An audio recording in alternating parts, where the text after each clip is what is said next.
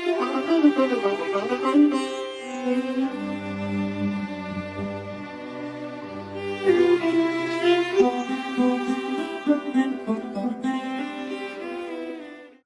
সবাইকে, আমার নতুন একটি ভিডিওতে আপনাদের সবাইকে স্বাগত জানাই। আজ আমরা এই ভিডিওতে দেখব পায়ে হেঁটে বাগবাজার রেল স্টেশনের আশেপাশে কি দর্শনীয় স্থান আছে। ট্রেন থেকে নেমে বাঁ দিকে মায়ের ঘাট এবং ডান দিকে মায়ের ঘাটের তোরণ পেরিয়ে আমরা হেঁটে যাব প্রথমে মায়ের বাড়ির উদ্দেশ্যে।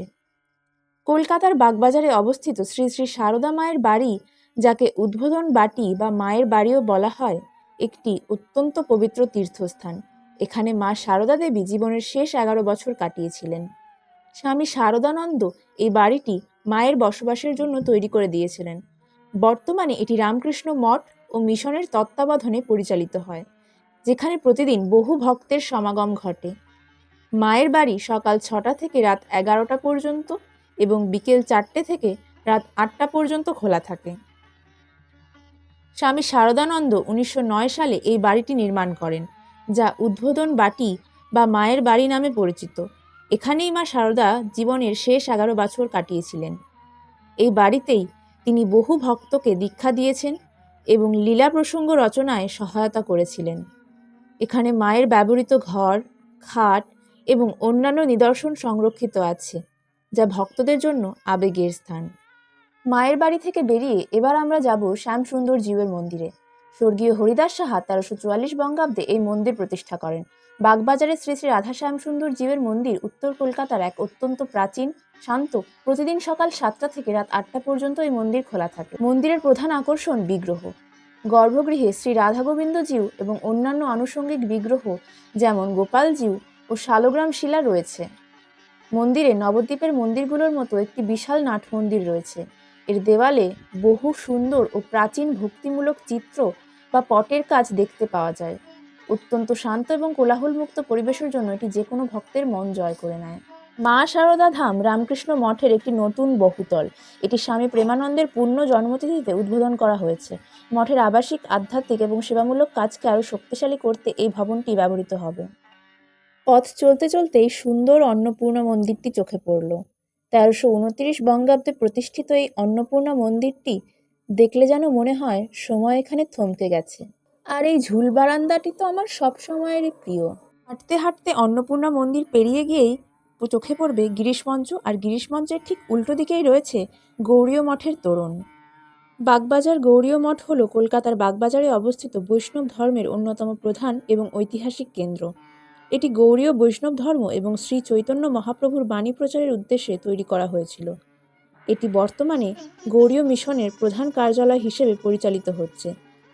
শ্রীল ভক্তি সিদ্ধান্ত সরস্বতী ঠাকুর, যিনি ইসকনের প্রতিষ্ঠাতা, শ্রী ভক্তি বেদান্ত স্বামী প্রভুপাদের গুরুদেব, 1930 সালের 5ই অক্টোবর এই মঠটি উদ্বোধন করেন। 2006 সালে কলকাতা পৌর সংস্থা এই স্থাপত্যকে ঐতিহ্যবাহী ভবন বা হেরিটেজ বিল্ডিং হিসাবে ঘোষণা করেছে। শ্রী চৈতন্য মহাপ্রভু একদা পুরী থেকে বরানগর যাওয়ার পথে এই স্থানে কিছু সময়ের জন্য বিশ্রাম নিয়েছিলেন বলে মনে করা হয়। প্রতি বছর অক্ষয় তৃতীয়া থেকে শুরু করে টানা 21 দিন ধরে এখানে মহা সমারোহে ঐতিহ্যবাহী চন্দনযাত্রা মহোৎসব পালিত হয়।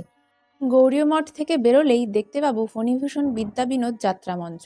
এই যাত্রা মঞ্চে সোজাসুজি গেলেই একটা ছোট্ট মন্দির। রাস্তার ধারে আরও একটি খুব সুন্দর জগন্নাথ দেবের মন্দির রয়েছে। জগন্নাথ দেবের মন্দিরকে ডান হাতে রেখে এবং কালী মন্দিরকে বাঁ হাতে রেখে আমরা এবার রাস্তা ধরে এগিয়ে যাব বলরাম মন্দিরের উদ্দেশ্যে।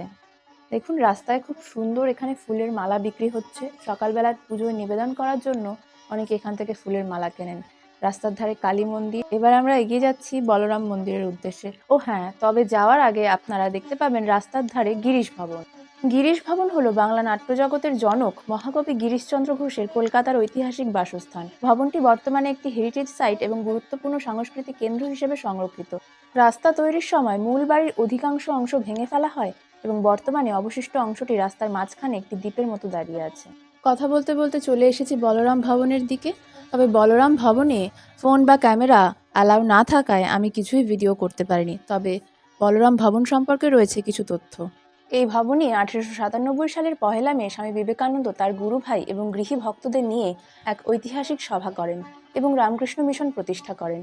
ঠাকুর শ্রীরামকৃষ্ণ দক্ষিণেশ্বরের বাইরে কলকাতায় এলে সবচেয়ে বেশি সময় কাটাতেন বলরাম বসুর এই বাড়িতে। তিনি একে তার দ্বিতীয় কেল্লা বলতেন। তিনি জীবদ্দশায় 100 বারেরও বেশি এই বাড়িতে পদধূলি দিয়েছেন। স্বামী বিবেকানন্দ ছাড়াও শ্রী সারদা দেবী এবং শ্রীরামকৃষ্ণের প্রায় সব সন্ন্যাসী শিষ্য এই পবিত্র ভবনে দীর্ঘদিন অবস্থান করেছেন। শ্রীরামকৃষ্ণ যে ঘরটিতে অবস্থান করতেন সেটি বর্তমানে প্রধান উপাসনালয় বা মন্দির হিসেবে সংরক্ষিত আছে। থেকে বাইরে বেরিয়ে রাস্তার ওপারেই রয়েছে নববৃন্দাবন ধাম। নববৃন্দাবন ধাম অত্যন্ত সুন্দর এবং জাগ্রত রাধাকৃষ্ণ মন্দির। এই মন্দিরটিকে কলকাতার নিজস্ব বৃন্দাবন হিসেবে গণ্য করা হয়। এই মন্দিরটি 1940-এর দশকে বাগবাজারের ঐতিহ্যবাহী করুই পরিবার প্রতিষ্ঠা করেছিলেন। পরিবারের পূর্বপুরুষ শ্রী নন্দলাল করুই বৃন্দাবনের আধ্যাত্মিক রূপে অনুপ্রাণিত হয়ে এই মন্দির নির্মাণ করান। মথুরার বৃন্দাবনের মন্দিরগুলোর স্থাপত্যের আদলে এই মন্দিরটি গড়ে উঠেছে। মন্দির প্রাঙ্গণে একটি বিশাল নাট মন্দির রয়েছে। মন্দিরের গর্ভগৃহে পূজিত হন শ্রী রাসবিহারী জিউ এবং রাসেশ্বরী ঠাকুরানী শ্রী শ্রী রাধাকৃষ্ণ। প্রতিদিন সকাল 8:30 থেকে দুপুর 12টা এবং বিকেল 5টা থেকে রাত 8:30 পর্যন্ত মন্দির সাধারণ দর্শনার্থীদের জন্য খোলা থাকে। এই মন্দিরের সবচেয়ে বড় আকর্ষণ হলো অন্নকূট উৎসব। এই বিশেষ দিনে শ্রীকৃষ্ণকে 350টিরও বেশি পদের ঐতিহ্যবাহী ভোগ নিবেদন করা হয়, যা দেখার জন্য শহর জুড়ে বিপুল ভক্ত সমাগম হয়। অন্নকূট ছাড়াও এখানে দোলযাত্রা, ঝুলন, রাস, রথযাত্রা, জন্মাষ্টমী এবং অন্নপূর্ণা পূজা অত্যন্ত জাঁকজমকের সাথে পালিত হয়। আয়ারল্যান্ড থেকে ভারতে আসা মার্গারেট এলিজাবেথ নোবেল বা সিস্টার নিবেদিতার প্রথম স্থায়ী বাসস্থান ছিল বাগবাজারের বর্তমানের নিবেদিতা ভবন। 1898 সালের 13ই নভেম্বর কালী পূজার দিন এই বাড়িতেই স্বামী বিবেকানন্দ এবং মা সারদা দেবীর উপস্থিতিতে সিস্টার নিবেদিতা মেয়েদের জন্য তার ঐতিহাসিক স্কুলটি শুরু করেছিলেন। জীর্ণ হয়ে যাওয়া 150 বছরের পুরনো এই গ্রেড 1 হেরিটেজ ভবনটিকে ভারত সরকারের সংস্কৃতি মন্ত্রকের সহায়তায় সুন্দরভাবে সংস্কার করা হয়েছে। এটি বর্তমানে সিস্টার নিবেদিতা হেরিটেজ মিউজিয়াম ও নলেজ সেন্টার নামে রামকৃষ্ণ সারদা মিশন দ্বারা পরিচালিত হচ্ছে। এখানে নিবেদিতার ব্যবহৃত সামগ্রী এবং তার স্মৃতি বিজড়িত নানা দুষ্প্রাপ্য ছবির প্রদর্শনী রয়েছে। সাধারণত শুক্র, শনি ও রবিবার দুপুর 1টা থেকে বিকেল 5:30 পর্যন্ত জনসাধারণের জন্য খোলা থাকে। বাগবাজারের সময় যেন থমকে আছে। জীর্ণ শীর্ণ পুরানো কলকাতার ইতিহাসের সাক্ষী দেবার জন্য যারা দাঁড়িয়ে আছে তাদের দেখে আমরা আমাদের শিকড় খুঁজে পাই। শিব দুর্গা সেলুন, গৌর জুয়েলার্স যেন আমাদের আঁকড়ে ধরে। বাঙালি ছাড়া আর কে কবে বাড়ির নাম দিয়েছে বৈকুণ্ঠধাম? দা ভবন, হরিবিলাস যেন আমাদের শেখায় আমাদের ইতিহাস কোথায় লুকিয়ে আছে। এই কারণেই এই বাগবাজার আমার এত প্রিয়।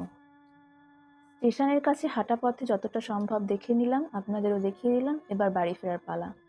এই বাগবাজার আমাকে যেন আঁকড়ে ধরে। বারবার ফিরে আসি তাই এই বাগবাজারে। আপনারাও সময় পেলে আসবেন, ঘুরবেন, দেখবেন। এই মায়ের ঘাটে দুদণ্ড বসলে নিমেষেই যেন সব ক্লান্তি হারিয়ে যায়। বাগবাজার না এলে উত্তর কলকাতা জনজীবন চাক্ষুষ করা আপনাদের পক্ষে হয়তো সম্ভব হবে না। আজকের ভিডিওটি এ পর্যন্তই।